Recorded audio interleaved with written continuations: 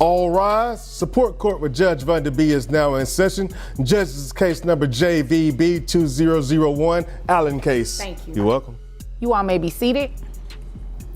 Okay, Miss Allen, you're back. It looks like you brought someone with you. What's going on? King. So he's my nephew's father. Okay. And I need help. You know, mom's paying child support. I feel it's only fair that dad pays child support for, you know, his child. Okay. And you said for your nephew, if I remember correctly, there were 2 children, right? Yes. He's just the father of the 4-year-old. All right. Yes. All right. But you said he was around. I remember you saying that. And he even dropped off some school supplies. You know, he brought him a backpack and he got him, you know, the scissors and Crayolas and stuff. But, I mean, he didn't help with school clothes. All right. Right. Have you ever asked him to help with school clothes or do anything more? I mean, he knows school starts, you know. So that's a no. That's a no. In this episode, Judge Van Derby presides over a case that cuts straight to the heart of family obligations. Miss Allen is stepping up, not just as an aunt, but as a stand-in parent, raising her nephew while the child's father, Mr. Jackson, skirts his financial duties.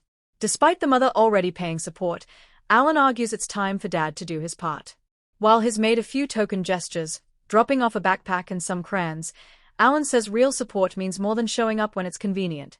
Mr. Jackson, blindsided by the hearing, claims he's doing just fine as a father. But Judge Van Derby isn't interested in excuses, she wants proof. As tensions rise, the courtroom turns into a battleground over what being a responsible parent really means. This isn't just about school supplies, it's about showing up, stepping up, and facing the truth. Stay tuned.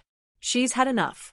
The child's mother is paying support, she's doing the heavy lifting, and Dad? He shows up when it suits him. According to Allen, her nephew deserves more than an occasional visit and a pack of crayons.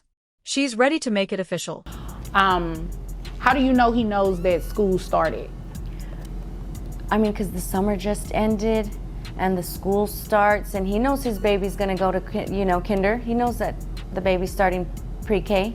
So, you know, he brought school supplies. Why wouldn't he think to bring school clothes? Well, that's true. That's true. You all have a decent relationship, though. We do. And he's, you know, he's sometimey. He comes, you know, when he wants. I mean. That was funny. Just listening to her, that's it. Okay. All right. I'll get to you in just a second, okay? Yes, all ma'am. right. Continue. Basically, that's it, you know. My sister's not doing her part. He does sometimey part, and, you know, it's just getting old. Okay. My nephew deserves more. So at this point, you are wanting to place him on child support? Yes, absolutely. Okay. I don't know if, have you talked to him before today? Because I don't know if he knew this because he has this look on his face and shaking his head. You haven't discussed this with him? We haven't. Yeah, we haven't. Where is this coming I mean, from? not that you legally have to, you don't. Well, okay, but he knows that mom is paying child support. He knows that my sister's paying me child support for her 2 kids. I think it's only fair he pay child support for 1 kid. He had to have known this was coming. You know, he knew that I had put my sister on child support. Okay. I knew that? I think you did. You think I did? I think you did. Okay. All right. All right. So is there anything else you want me to know before I move over to him? Because it seems like he has a lot to say. Don't count. Mr. Jackson sits stunned, blindsided by the hearing and admitting he never read the court summons. While commendable for showing up, he's admittedly in the blind about the case. Still, he claims he's an amazing father, a claim now on trial in more ways than one. The question remains, is Mr. Jackson truly showing up as a parent or just coasting on bare minimums? The judge is about to dig deeper, and what's revealed next may surprise you. Claiming to be an amazing father, he insists he picks up his son when Let's hear what he's got to say. Okay. Sir, is your last name King or your first name King? First name's King. First name is King. What's your last name? Jackson. Okay, Mr. Jackson, what's going on here? You guys tell me. I don't know what's going on here. You were unaware of the reason that you were coming to court today? Yeah, I'm just here. Okay, you got served with paperwork. Did you read it? No. So you just showed up without reading? You just came to court not knowing what was going on? Well, I'm not gonna miss court. So. Well, I can appreciate that. Thank you. You're about the first person that is come in here and recognize that you should come to court when you are ordered to come to court. But you didn't read the paperwork, so you're not aware of anything. I'm in the blind about all this, and nothing was discussed or anything like that. Just prior to, sent you a text message here. I think I still got it. You sent her a text message? Yeah, we communicate. We communicate back and forth. Okay. So for her to say that I'm inconsistent, I don't know where she's getting that from. Well, how would you describe, you going and seeing your son and everything like that? Oh, I'm an amazing father, but of course, when you get in court, it's something totally different. So. Yeah. What do you mean by amazing father? Like, explain that to me. How often do you come and pick up your son? Excuse me, Miss Allen? I'm sorry. My apologies. And I know you know better. You've been here before. Yes, ma'am. Okay. Don't be sorry. Thank you, Judge. Just don't do it. Thank you, Judge. All right. Now, Thank you, Your Mr. Honor. Jackson. Yes. You're welcome. Continue. Being an amazing father, I go pick up my kids whenever I have the opportunity to. I do work at a bank here as a financial advisor. All right. So my schedule is not, it doesn't permit me to go pick them up like I would like to. But with a full-time job as a financial advisor at a local bank, he says his schedule limits how often he can be present. Fair enough, but this is court, and details matter. The issue? He showed up without reading the paperwork. In Judge Vonda's courtroom, that's not just careless, it's reckless. Preparation is everything, and walking in blind puts him at a serious disadvantage.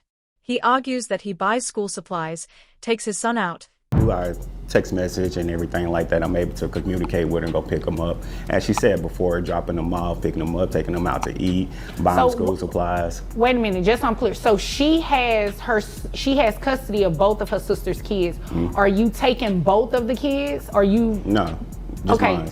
You just taking your son? Yes. Okay, because you said kids, so I didn't know if this was this child or you had outside children. No, well, just this one. Okay, okay, I got you, I follow you. Yeah. And so, that matters because if you're going to be put on child support, you will get credit for any other children that you have.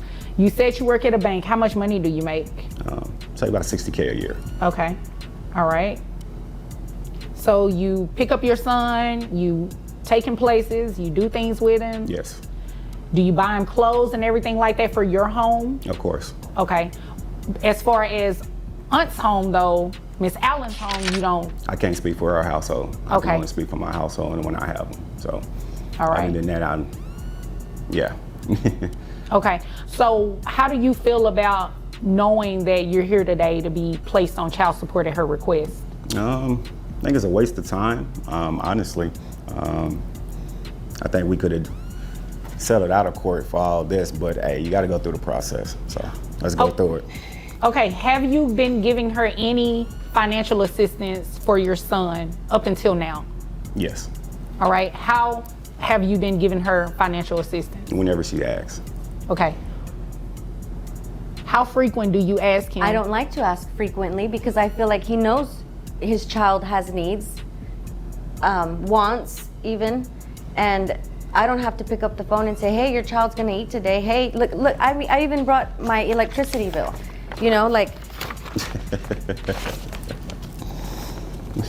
Water, electricity, gas. Him while the child's in his home. But when it comes to Miss Allen's household, the one handling the day-to-day, he shrugs it off, saying he can't speak for it. That doesn't sit well. And when asked about income, Mr. Jackson confirms he earns about $60,000 a year, enough, the court suggests, to contribute more consistently. The real question now, does his version of fatherhood hold up under legal scrutiny? Mr. Jackson dismisses the child support request as a waste of time, claiming it could have been handled privately. But $435 for electricity. I mean, what does your bill have to do with my child? Your child lives in my home and uses this electricity, watching TV or the enjoyment of the air conditioner, I mean, it's just your child, you should pay. Okay.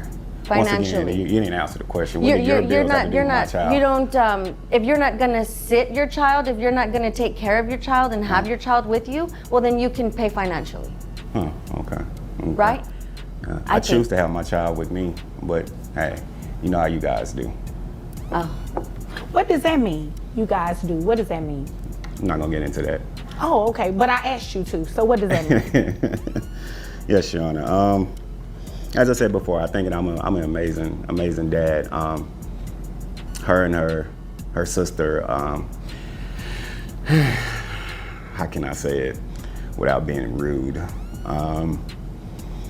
They have certain ways about them. I could kind of tell that from the last time that they were here. They have certain ways about them. A little money hungry, if you want to say that. I'm gonna say that and not use the other term. But hey, teach his own. Teach his own. Okay. And she said some things about the electricity bill and everything like that. Correct. Do you think that child support should be determined or spent on those expenses? No, child support is for the child. Me paying your bills, you have another child there, you probably have other dudes there, that's not my responsibility. So Do you think she was asking you to pay those bills? Yeah. All right. Yeah, she need help. Miss Allen, were you asking him to pay those bills, or what No, exactly Judge, was? I want him to just get the knowledge that, your child lives in a household. You are not contributing to that household, so therefore you contribute financially to your child, so that your child is taken care of. Okay. So that when school comes, there's school clothes and there's backpacks and new shoes and. Okay. Right. Well, I think I understand where both of you are coming from. It's just ironic that, not that you have to have an agreement outside of court, right? That's not a requirement or anything like that. But considering that you all seem to have somewhat of a decent relationship, I just would think this would be a conversation that you all had first to try to see what you can work out. But, nonetheless, we are here today. Do you have access to health insurance? I do. All right. Do you know how much it'll cost you to put your son on health insurance? I don't have an exact number, but I'm pretty sure anywhere between $300, $400 Okay. a month. All right. Is it possible that it could be cheaper than $300? Once again, I'm not sure. I have to go through and find out there. But